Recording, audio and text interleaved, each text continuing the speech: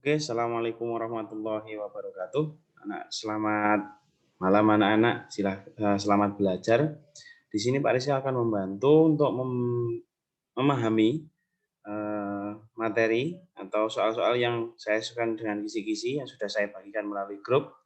Langsung saja kita mulai. Dari sini nanti untuk video pertama saya bahas nomor 1 sampai nomor 10. Langsung saja kita mulai dari nomor 1. Berjalan menggunakan sepatu boot di tanah berlumpur lebih mudah dibandingkan dengan menggunakan sepatu hak tinggi. Tahu ya, high heels. Nah, ini terjadi karena tekanan yang dihasilkan sepatu hak tinggi itu lebih besar dibandingkan tekanan yang dihasilkan oleh sepatu boot. Faktor penyebab adanya perbedaan tekanan tersebut adalah sudah jelas nih. Antara sepatu boot dengan sepatu hak tinggi itu kan ada perbedaan luas. Luas apa? Luas permukaannya. Ya, luas permukaan yang ditanah di sepatunya itu. Kalau hak tinggi itu kan runcing ya. Nah, itu. Kalau sepatu boot itu kan dia luas. Nah, berarti yang berhubungan dengan luas permukaan itu apa? Yaitu adalah perbedaan luas bidang sentuh dengan lumpur. Maka jawaban yang tepat adalah yang A. Bukan perbedaan tinggi, bukan perbedaan volume, apalagi massa, bukan ya. Tapi yang jelas yang mempengaruhi, ini kan, mempengaruhi adanya tekanan tersebut itu adalah luas bidang tekan, ya, luas bidang sentuh atau luas permukaan. Oke, itu dari nomor 1. Selanjutnya nomor 2. Perhatikan pernyataan berikut. Faktor yang mempengaruhi besar kecilnya tekanan pada suatu benda ditunjukkan oleh. Nah, ini berhubungan dengan tekanan. Sudah Pak Rizka sampaikan, tekanan itu dia memiliki persamaan rumus P sama dengan F dibagi A. P itu adalah tekanan, sedangkan F-nya ini adalah gaya. Sedangkan yang A ini itu adalah luas permukaan. Gitu ya. Nah, luas permukaan inilah dan gaya ini yang merupakan faktor penyebab besar kecilnya tekanan ini, yang P-nya ini. P-nya itu bisa besar, bisa kecil ya karena ada gaya dan luas permukaan itu. Maka kalau kita lihat dari persamaan rumusnya, jawabannya berarti luas permukaan bidang tekan nomor 1, besarnya kecepatan bukan, gaya yang bekerja pada benda ya, perbedaan volume benda bukan. Berarti jawabannya adalah nomor 1 dan 3. Maka jawaban yang tepat adalah yang B. Seperti itu. Kita lanjutkan ya. Langsung saja nomor berikutnya yaitu nomor 3. Nah, ini berhubungan dengan hukum apa namanya ini sih ya, hukum Archimedes bukan ya, tapi ini hubungannya dengan tekanan zat cair. Nah, ini hukum Pascal ini ya, tekanan hidrolik. Nah, itu ini tekanan zat cair tapi tertutup. Kenapa kok tertutup? Karena cairan yang ada di sini ini zat cair ini ya, cairan yang ada di sini tidak akan keluar karena ditutupi di sini, tertutup ya, tertutup oleh apa namanya, dia berada di dalam satu ruangan gitu. Kalau ada seperti ini, ada F1, kemudian ada A1, ada A2, kemudian ada F2, itu dia itu membandingkan antara tekanan yang pertama dengan tekanan yang kedua, itu sudah pasti. Maka itu perbandingannya seperti ini, P1 berbanding dengan P2, ini sudah pasti persamaan rumusnya seperti itu. Maka kita lihat pertanyaannya.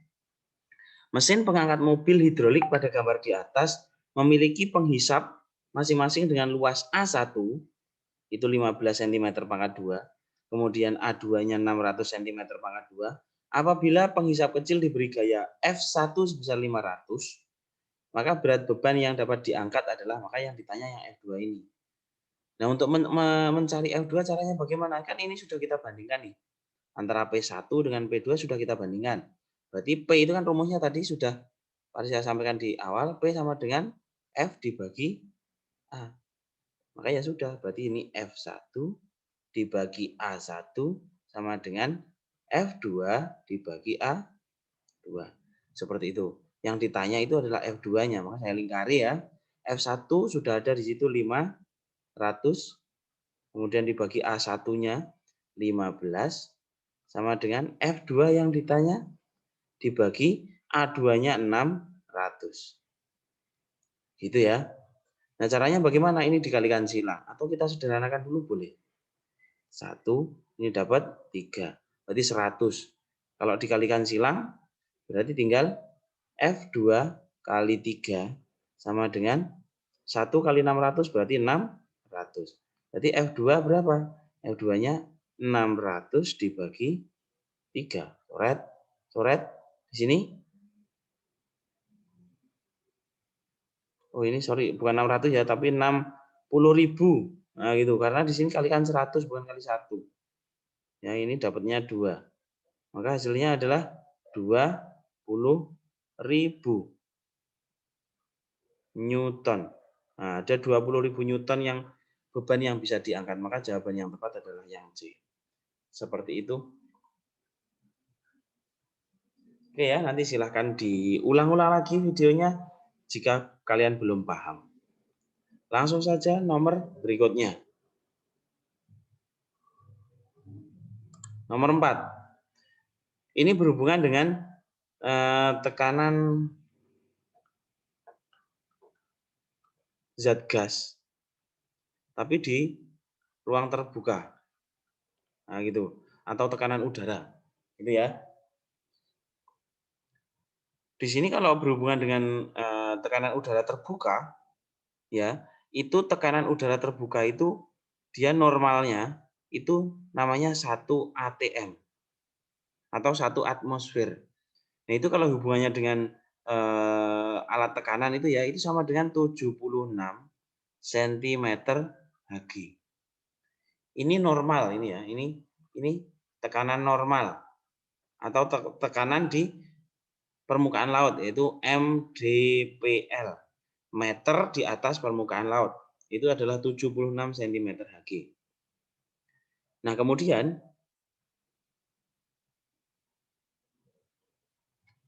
tekanan udara, pertanyaannya di sini, diketahui tekanan udara di kota B. Di kota B ini dia sebesar 700 itu di situ bukan cm ya, tapi milimeter Hg. Itu milimeter. Waduh, milimeter ya. Itu kalau di kota B ya, ini meter. Ini 400, ini 100. Berarti kalau di permukaan laut di sini itu 76 ya. Kalau di sini berarti kalau di atas 100 ya kan. Oke, sebelum ke sana saya jelaskan dulu. Setiap naik 100 meter ya, itu tekanan udaranya ya, berarti P udara itu turun. Turunnya berapa? Turun 1 cm Hg. Gitu ya. Setiap naik 100 meter, itu tekanan udara itu turun 1 cm Hg. Jadi misalnya yang awalnya di sini 76, kemudian dia naik sampai 100 meter seperti ini, di atas 100 meter itu sudah turun 1 cm Hg. Berarti 76 dikurangi 1, berarti di sini 75. Gitu ya. Nah, kalau sampai 400 berapa? 400 berarti kan setiap naik 100 itu kan 1 cm. Berarti di sini berkurang dari 76 berkurang 4 kan gitu. Berarti hasilnya adalah 72 cm Hg. Gitu.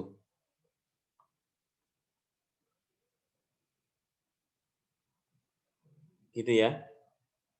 Nah, kalau kita lihat di sini terjadi 70, di sini yang ditanya adalah tekanan udara di kota A dan C. Di kota A dan kota C. Kota A itu kan hanya 100 naiknya, berarti hanya berkurang 1, berarti 750. Kalau tadi ini 700, karena ini milimeter berarti tambah ya. Tambah satu angka, 1 0 di belakang. Karena sentimeter ke meter ke milimeter itu kan turun, berarti nambah 01. Nah, maka di sini awalnya 75, di sini hasilnya 750. Naik, ya kan? Nih, seperti itu. Ini selisihnya 200, gitu ya, naiknya lagi. Berarti berkurang lagi itu.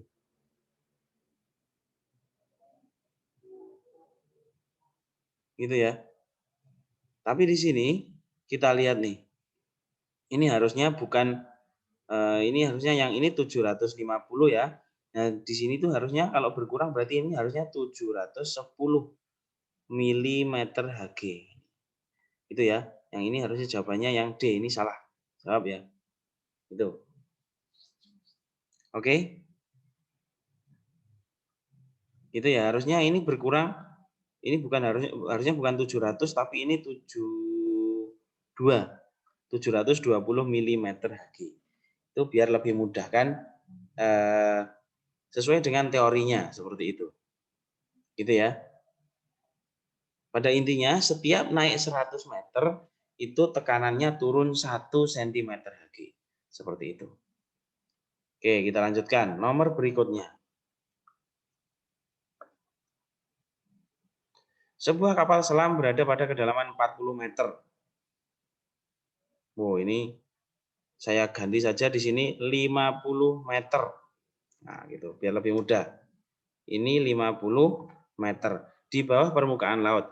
Jika massa jenis airnya itu 1,0 gram per sentimeter pangkat 3 dan percepatannya itu 10 meter per sekon kuadrat, maka tekanan hidrostatis yang dialami kapal selam tersebut adalah tekanan hidrostatis, berarti pH. pH itu rumusnya apa? Rho kali G kali H. Rho itu massa jenis, G-nya gravitasi, H-nya itu kedalaman. Kedalamannya di sini 50 meter. Gravitasinya 10 meter per sekon kuadrat. Sedangkan Rho-nya itu adalah massa jenisnya 1,0 gram per sentimeter. Berarti ini harus diubah ke meter dan kilogram. Caranya bagaimana? Untuk Rho yang awalnya itu 1 gram per sentimeter pangkat 3 itu mau diubah menjadi kilogram per meter pangkat 3 itu hanya dikalikan 1000. Maka di sini kalau 1 berarti ya kali 1000 hasilnya 1000. Maka di sini tinggal kita masukkan 1000 kali 10 kali 50. Maka hasilnya adalah 50.000. Ya, Pascal. Nah, gitu.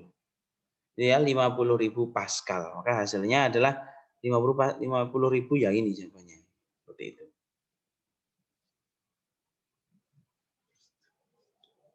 Gitu ya.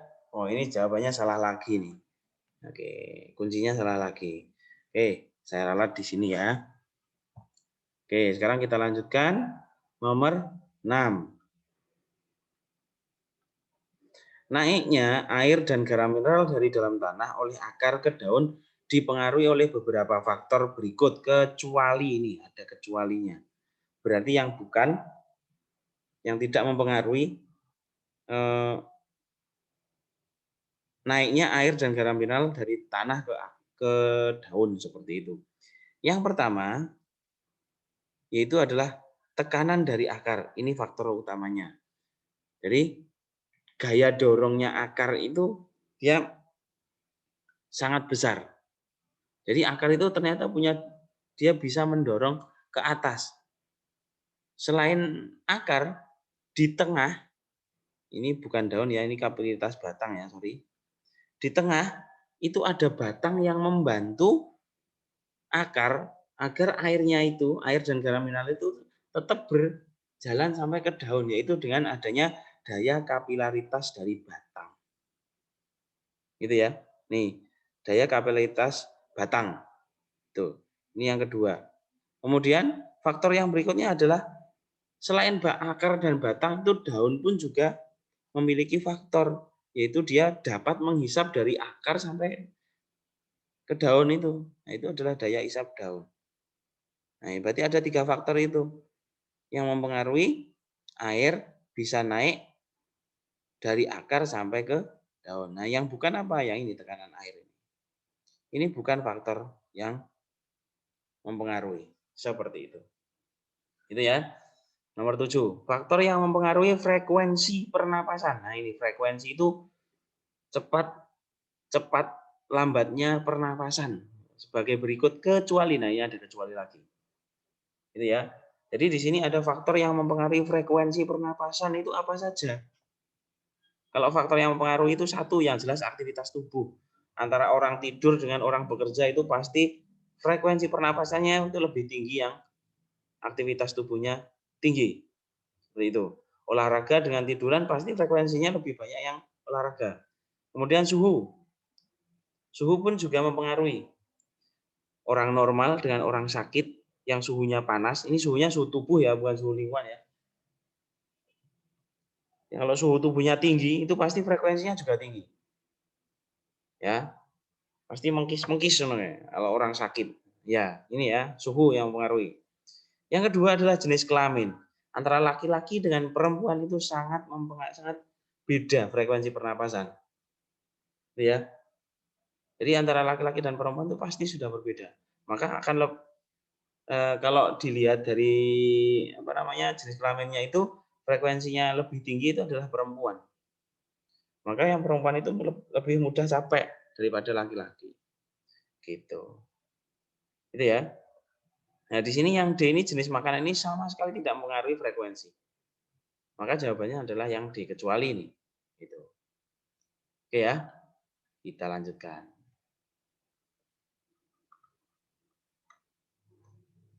Perhatikan gambar proses pernapasan berikut. Nih, gambarnya seperti ini. Itu ya. Ini ada inspirasi, ada ekspirasi. Ada dua gambar. Inspirasi, ya, inspirasi itu berarti dia udaranya masuk, ya kan? Udara masuk. Nah, ini tandanya ini. Itu ya. Gambar A itu tulang rusuk. Oke, sebelum ke sana inspirasi, ya kan? Pernapasan itu kan ada dua, inspirasi dan ekspirasi. Inspirasi itu adalah masuk, udara masuk. Kalau udara masuk, itu yang berkontraksi adalah tulang rusuk dan diafragma.